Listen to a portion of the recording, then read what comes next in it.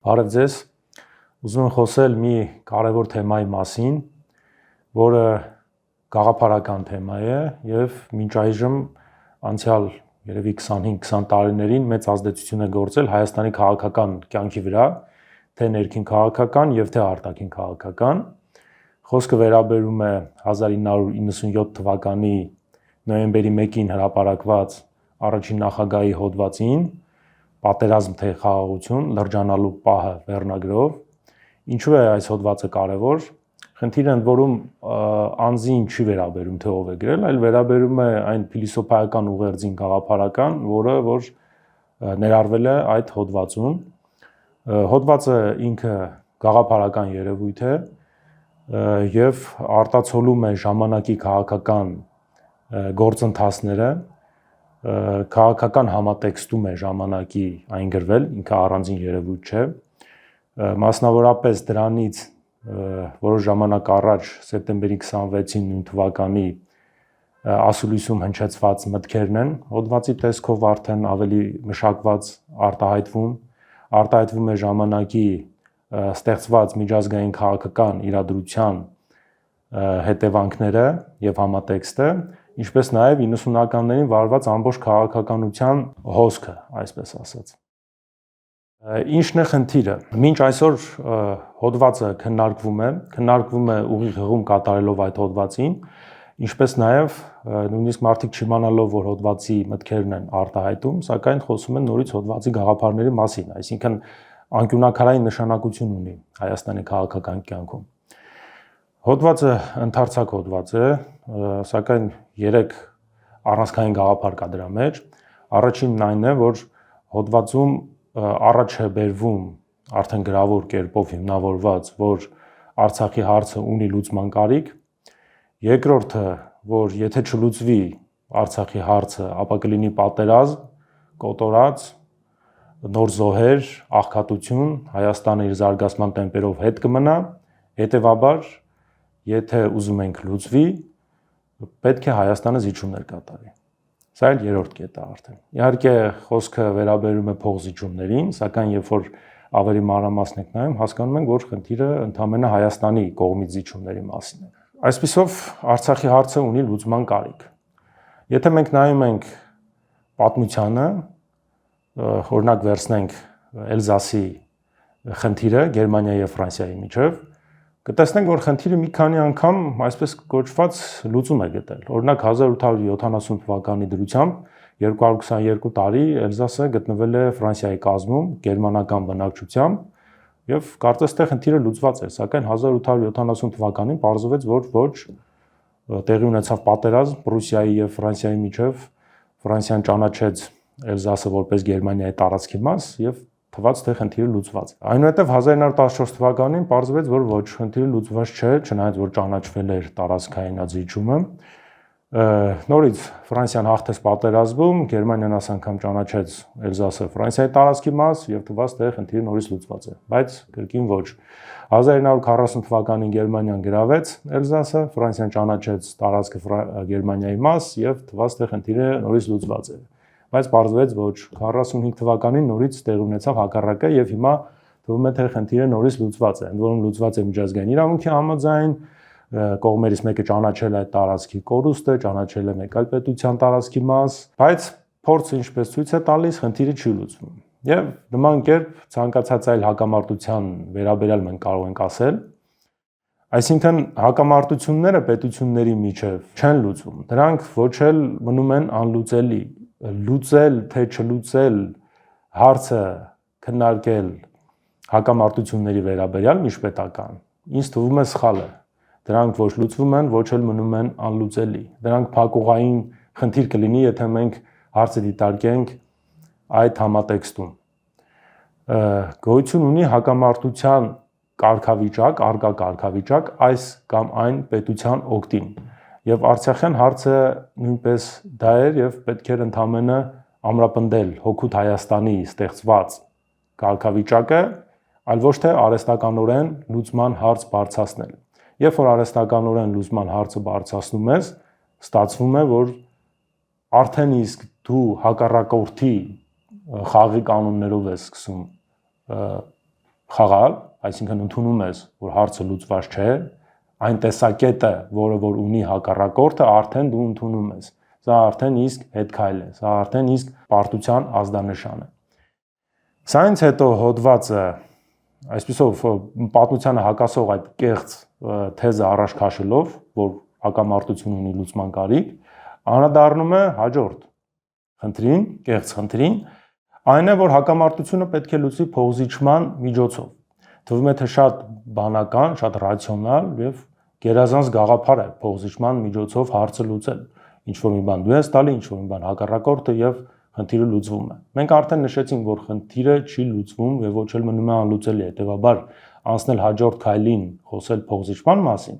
սխալ է, բայց այնուամենայնիվ դիտարկենք այդ փոխզիջման հարցը, որը առաջին հայացքից գերազանց լուծման տարբերակ է։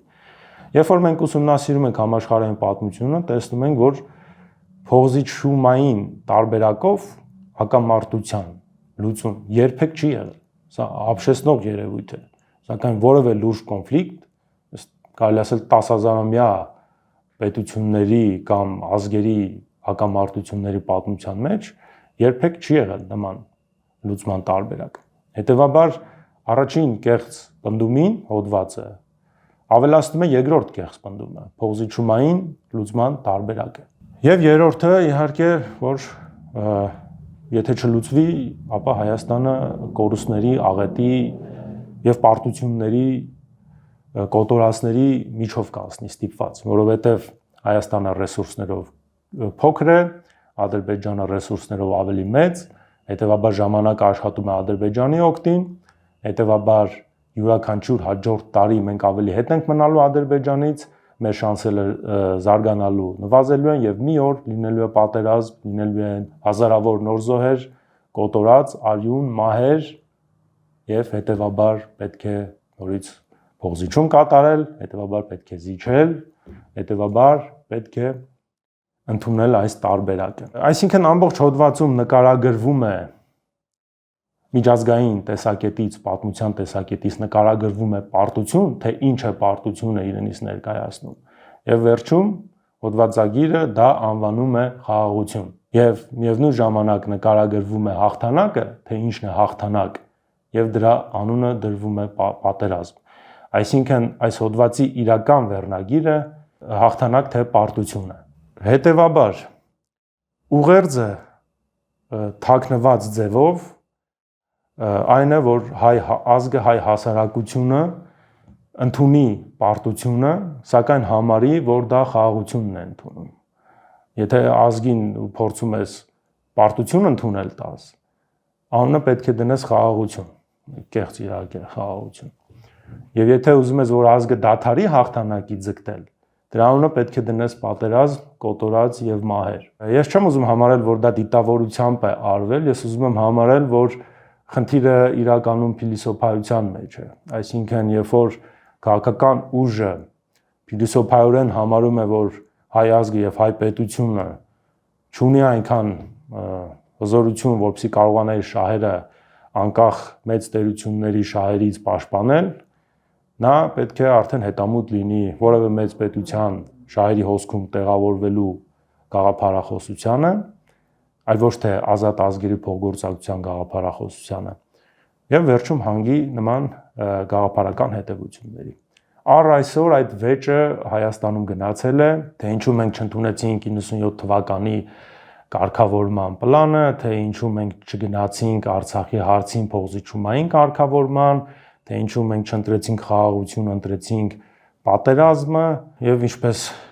տեսանք, ընդամենը վեճը գնում էր այդ պարտության փաթեթավորման մասին, այսինքն խոսելով խաղաղության մասին, խոսելով Արցախի հարցի լուծման մասին, ընդամենը խոսքը գնում էր պարտության ձևակերպման մասին։ Պարտության ձևակերպում հայ ազգի համար, պարտության ձևակերպում հայկական հասարակության համար, տարբեր փաստաթղթերով, մադրիդյան սկզբունքներ, փուլային տարբերակ, փաթեթային, այլ հազար ու մի տարբերակներ, որոնց անունը դրվում էր խաղաղության ձգտում, իսկ ինչպես մենք տեսանք, խաղաղությունը դա նույն պարտությունն էր։ Այսպիսով մենք դրա Պտուղները իհարկե քաղեցինք հետագայում 2020 թվականին, 23-ին եւ մինչեւ այժմ նորից խոսք է գնում խաղաղության մասին, նորից դիտավորությամբ, թե չիմանալով, չիմացության արդյունքում, նորից հղումը արդեն գնում է նորից այդ հոդվածին, կամա թե ակամա գնում է 90-ականների գաղափարախոսությանը եւ փիլիսոփայությանը, այսինքն նորից այս չարչրկված հարցի լուծման խնդիրն է, ստեղծվում է նորից այդ խաղաղության թեման, պետք է ձգտել խաղաղության, որը նոր այդ պարտության թեման է։ Այսպիսով, եթե մենք ուզում ենք դուրս գալ այս փիլիսոփայական շրջափուլից, պարտությունը խաղաղություն կոչելուց եւ պարտությունը խաղաղության հետ նույնացնելուց, մենք պետք է անցնենք մեկ այլ փիլիսոփայական հարթություն։ Մենք պետք է դադարենք ընդունելու, որ պարտությունը խաղաղություն է, պարտությունը խաղաղություն չէ, խաղաղությունը մեկ այլ բան է, դրա մասին մեկ այլ թեմայով միգուցե խոսենք, բայց մենք պետք է դադարենք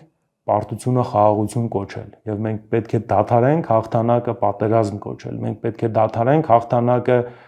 աղքատություն, պետության հետամնացություն, պետության զարգացման տեմպերի դանդաղում, կոտորած հազարավոր զոհեր կոչելուց։ Եթե դուք համակարծիք եք այս գաղափարների հետ եւ եթե դուք գտնում եք, որ Հայաստանը պետք է հզորանա, Հայաստանը պետք է փոխի իր այս պարտության տասնամյակների փիլիսոփայությունը, որ անխուսափելիորեն կրկին հանգեցնի ռազմական պարտության, ապա պետք է համախմբվեք, այսինքն մարտական եղբայրությունը, որը հաղթանակի փիլիսոփայության եւ ազատության փիլիսոփայության կրող է, սիրով կարող է հանդիսանալ այդ համախմբման հարթակը, գաղափարակից մարդկանց ռեսուրսների ներգրավման կարիք ունենք մենք իհարկե, եւ եթե դուք այդ գաղափարախոսության տեր եք եւ կարող եք ներդրում ունենալ այս գործում, սիրով կարող եք գալ մարտական եղբայրություն եւ աջակցել մեզ Հայաստանի փիլիսոփայության փոփոխության գործում եւ օգնեք, որպեսզի Հայաստանը փիլիսոփայական քայլ առաջ կատարի,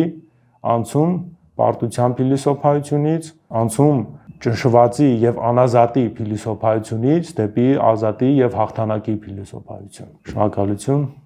կհանդիպենք հաջորդ անգամ։